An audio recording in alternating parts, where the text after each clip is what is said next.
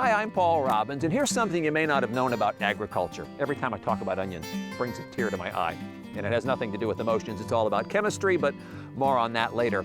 Eat them on hamburgers, hot dogs, in soups and stews, you name it. Onions are a tasty addition to any meal, and they have been since the dawn of time.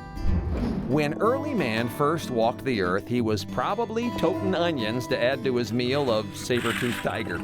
Some historians claim that onions were the first vegetable to make it to the dinner table, and whether they were harvested wild or cultivated, cultures around the world dined on onions thousands of years ago.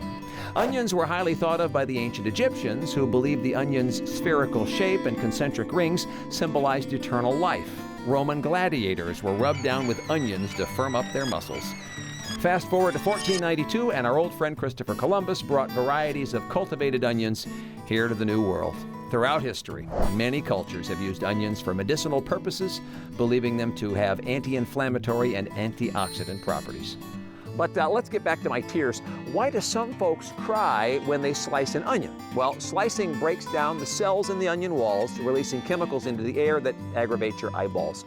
Some folks claim that chilling inhibits the enzymes from activating, and if you want another trick, use a fan to blow the gas away from your face when you slice.